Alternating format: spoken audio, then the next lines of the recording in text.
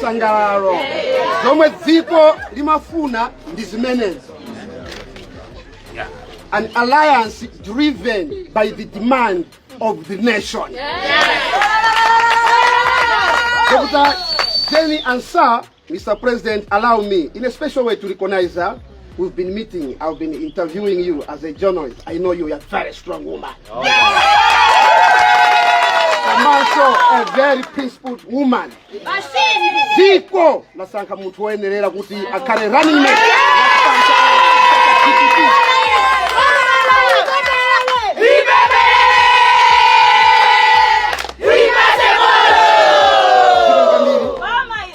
Tulo tinali kuja kukupasani support yonse kuchipani cha Aford cha vomereza.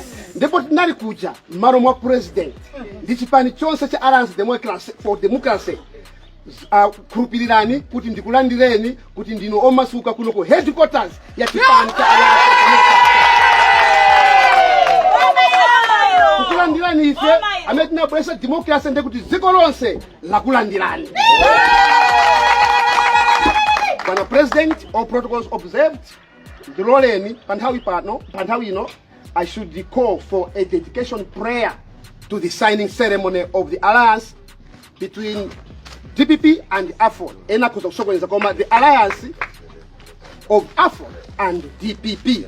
Then Reverend Morris Mundari mutipase dedication prayer kulina kuti alliance ya Cheka alliance imenechi Ziko limafuna.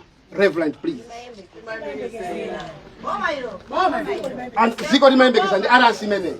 Reverend, please, a dedication prayer to the signing ceremony.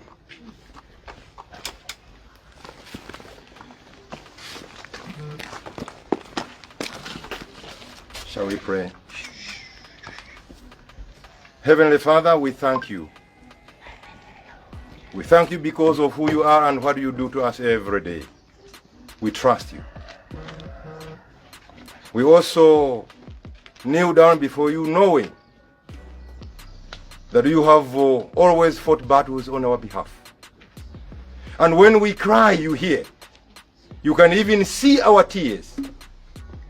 You can enter deep down into our hearts and understand the agonies that we go through. But one thing that strengthens our faith is that God, you will never leave us alone. Because you have fought battles for us before, we know you are going to fight battles, and this battle for us now. Especially because we are placing the country Malawi before you. You know that the country has gone to the dogs. And we know, as your own people, the people you love, that not all is well, and that you are not happy with what is happening in this country now. If we can see it with our own eyes, if we can hear the cries of your own people, what about you, Lord? We know you are hearing. And because you have heard, Lord, you are going to act. And on 16 September, we are going to prove that God is indeed God. Because people cried in Egypt for over 400 years, and one day was one day you laid them out of agony and out of exile. Malawi is in exile, and on 16 September, we are going to cross the Red Sea so that we can go to Canaan. Because right now, we have missed the way. Lord, help us. Even as we are signing now, this agreement is not just an agreement. But Lord, we invite your hand upon this document and this ceremony and this agreement. Lord, let this alliance belong to you. Guide us, Lord, and with you in front of us, what can we fear? With the APM, with the Ansar, with Enoch, and all of us behind them, the deal is done and the battle is won. Amen. Lord, we want to thank you for this ceremony. From here, you are in front and we are behind you. Lord, bless this ceremony to the glory of your name and for the salvation of this nation. For this we pray in Jesus' name. Amen. Zikomo kwambiri Reverend Morris Nthali chifukwa cha pemphero dedication prayer to the signing ceremony.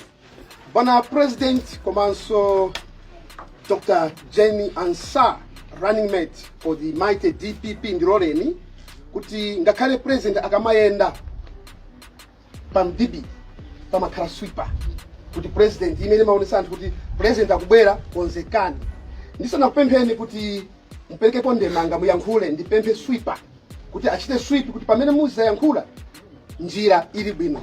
Honorable National Organizing Secretary for the mighty DPP, Suleiman, please speak.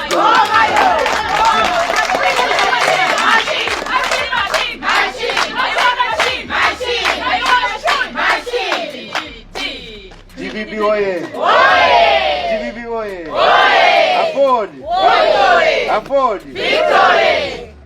Ule mwanu a president atu a chipani cha Aford, Honorable Enoch Chihana.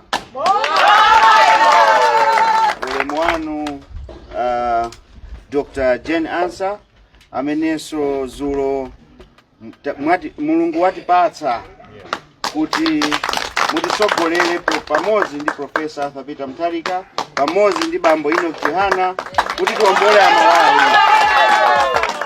Ule mwanu a leader of opposition, former leader.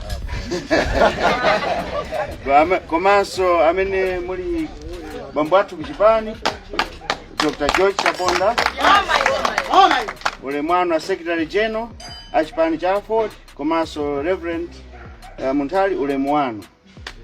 Ine akuti sweeper eti? Yes. Yoyambirira nimafuna ndithokoze bambo Enoch Chihana pamodzi ndi banja lonse la Aford. Simunayambe lero, munayamba pakanthawi tikumbukira munatichita host kumzuzu kunyumba kwanu. DPP ndi Aford ndife ana amodzi. Ndikuthokozeni chifukwa simunasogoze jera, simunasogoze kufuna mpando, koma mwasogoza kuti limodzi tiwombole Amalawi pa mavuto amene nthawi ino siyofuna mipando. Dziko lathu lasokonekera kuti tiwoloke tikufuna effort ya wina aliyense Malawi kuchotsa ng'ona m'madzi kumavuta, koma ng'ona iyi kuti tiichotse ifunika kuti Achihana akoke mwendo uwu, ife tikoke mwendo uwu, Dr. Ansah akoke mwendo uwu, achaponda zikankha nchirawu, ng'ona iti chose pa 16.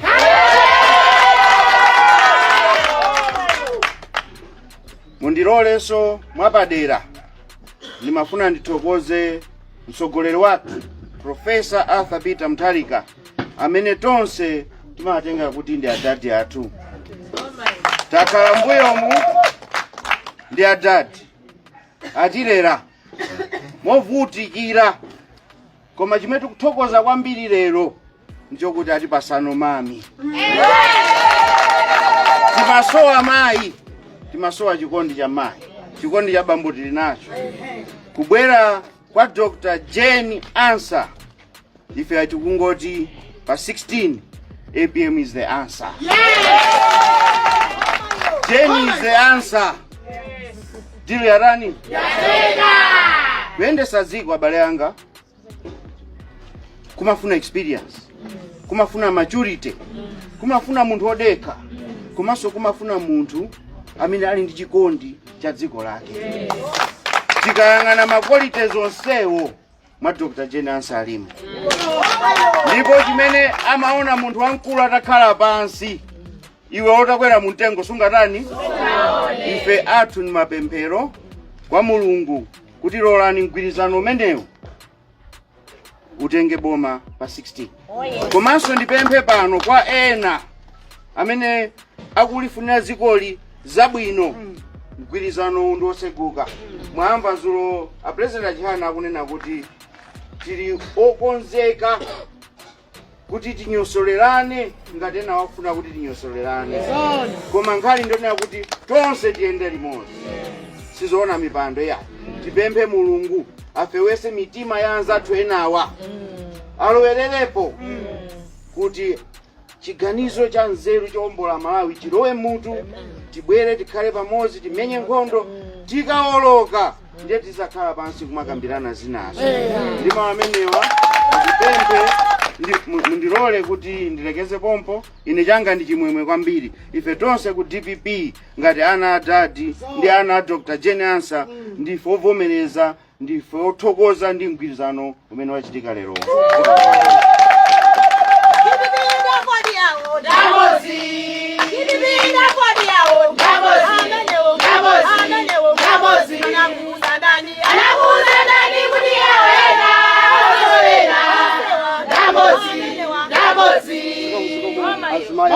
Komanso Aford Dr. Jane Ansa SC amene lero sinena kuti running mate yayi koma amene mtakale vice president ya 16 September komanso president wa chipani cha Alliance for Democracy amene so mtakale second vice president yamba pa 16 September ndiye komanso you are Dr. George Chaponda, chairperson for the negotiating team from DPP, komanso Reverend Morris Mtari, all protocols observed. Ine kwinako zindivuta. Ukakhala wang'ono kwinako supitako ana aswipa apanga mbali yawo. Pano ndisananene kuti a president ati yankhure amene azazuse amene azakhale vice president pa 16 September. Ndingopanga pa chimozi. Machine. Why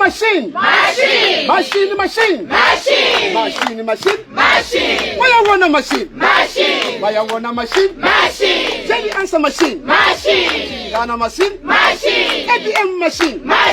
Aford machine. DPP machine. Malawi machine. DPP machine.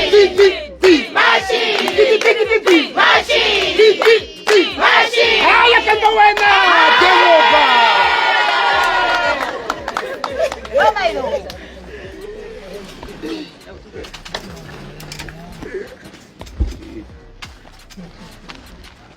Lero tipanga masaini awiri so bano masaini awiriwa nofunika manja ose